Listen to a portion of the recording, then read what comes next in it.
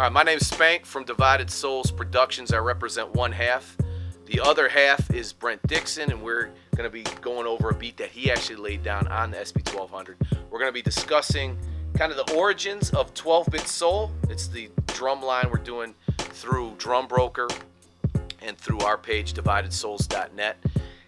Little history about the SP-1200. We started out doing a lot of production on EMU rack mounts and also Akai rack mounts. We were doing some old school, almost a version of like pause tapes because we didn't have a sequencer. So as things went on, time went on, we had a little bit more money. I remember Brent got the ASR 10, which was a legendary sampling keyboard from Sonic back then. The sister board was the EPS that they had. Great board. Some of the current producers out there that still use it, Jake One still uses it. So if you get a chance to hear his stuff, he still uses the ASR 10. So it still has its relevance. And that's what we're talking about with the SP-1200. It still has its relevance too, because we picked this drum machine up. We wanted some harder drums. We wanted something that was a little easier to program. And the 1200 is definitely it. It has a very natural sequencer to it. Some of the producer greats that we were influenced by that used it. Pete Rock for sure. Large Professor. Lord Finesse. Let's see. Bomb Squad. That's the production crew who did all the Public Enemy's work. A whole host of others as well. Let's see. Tribe Called Quest. Organized Noise. They're the ones who did a lot of Outkast work. Goody Mob's album. So if you hear AT Aliens, if you hear Soul Food, you're definitely going to hear Organized Noise using the SP-1200 there. Let's see. Out west, you've got DJ Quick. You've got DJ Aladdin.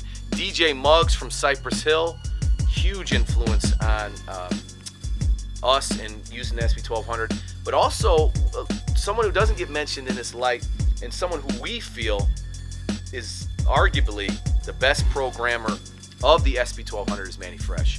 So those early Cash Money records, even through the later years that Manny was working, he was still using the SP-1200. So it's going back from Juveniles, 400 Degrees, all through the BG records, Hot Boys, Turk, all of them. He's using this. But one of the things that all those producers I mentioned had to overcome was the sample time.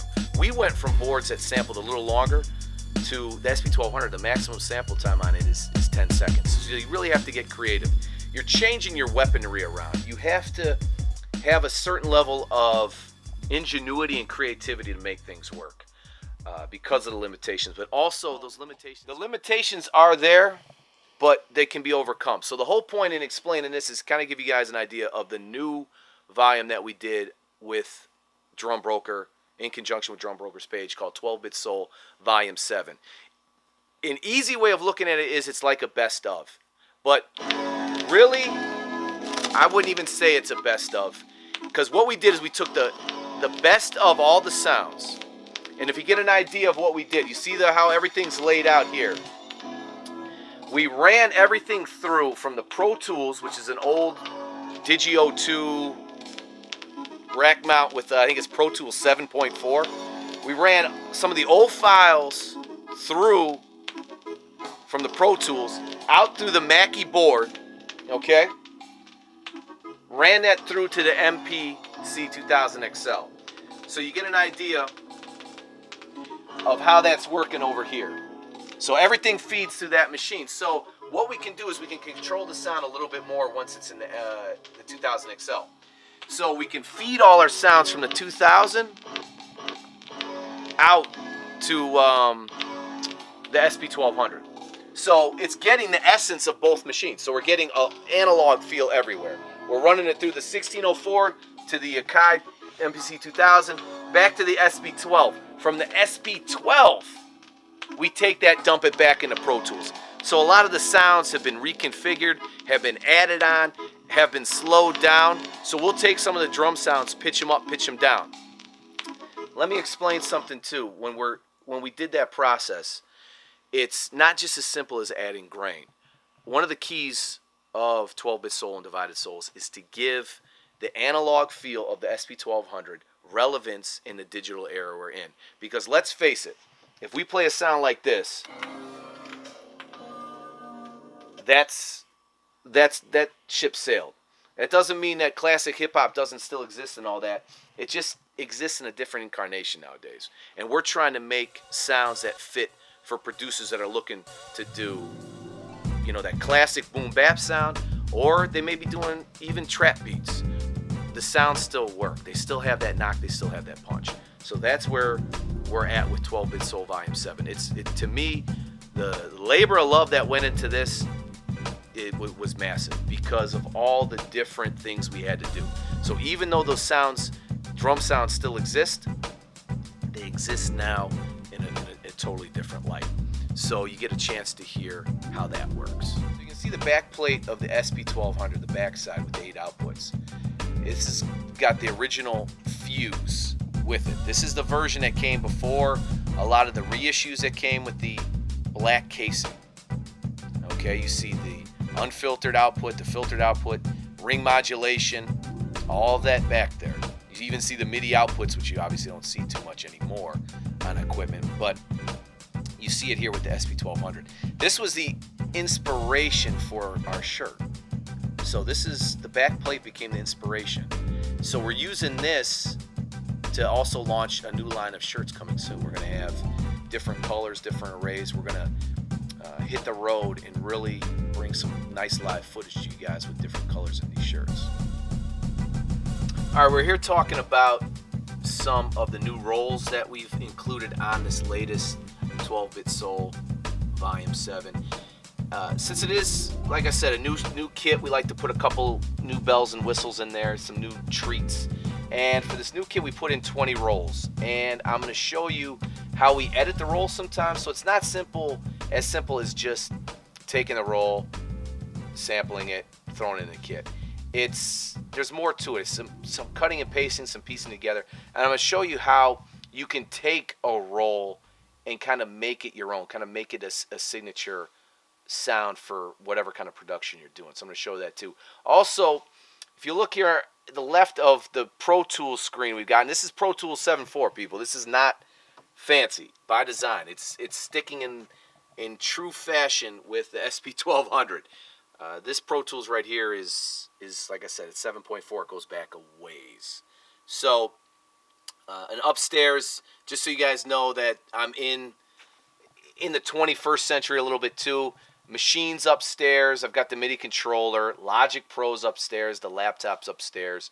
All of that still exists, but really for 12-Bit Soul, it's not just one thing. It's like I said, it's bringing analog into a digital world. So let me explain how we do the rolls here a little bit, okay? So I'm going to mute the first track. You're going to see some audio slices here and there. And this drum break is from a library record. And what you're going to find here with what we're talking about today, it's not about naming the samples and placing them and who used what. That's not it. It's about saying, hey, it came from here. You can pick and choose whatever sound you want, but this is what we're doing. So here's the roll that we use, and actually it's a long drum break. Almost an eternal drum break, which is a wonderful treat. A lot of open drums.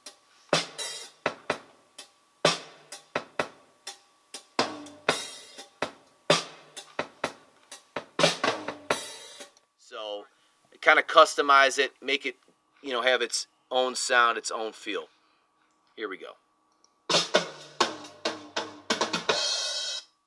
Okay, so I'll play that again. So it's just kind of a different, I gave it more of a rock feel with the triplets towards the end in the splash or crash.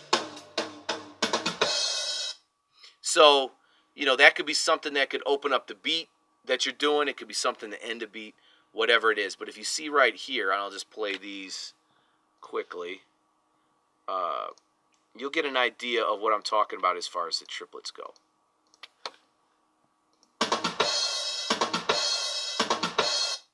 Okay, because, let me show you something. I'm going to stretch these out a little bit. Okay, as you see, I still like Pro Tools a lot if you couldn't tell. All right, we'll extend the sounds out. See? It was about squeezing the sounds together. There's more air between those, but I didn't want that. So, as you'll see, I wanted tighter feel. I'll keep undoing. So we get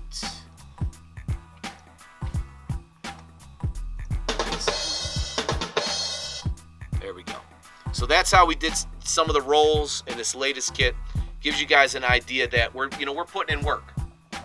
12-bit Soul, it's about giving you guys what you've asked for. We've taken feedback online from people who wanted to maybe not hear as much reverb on snares, because one of the kits, I'll admit, I went a little heavy on the reverb, and it was noticed. And I said, you know what? Let me chill out on the reverb. Somebody else said, you know what? I want to make sure, can you add some more of these kind of snares, these kind of kicks? Cool. I mean, I appreciate the feedback. Constructive feedback. We don't necessarily need everybody's an expert out here, because there's a lot of time and effort that goes into this, as you can see. But positive feedback for consumers and constructive criticism from consumers, people that are actually buying and supporting your product, bring it on. Those are our fans. Those are the people that we make this for. I've got tons of drums left in this, in hard drives and everything. We're getting this out to the world. We want to hear the feedback from you.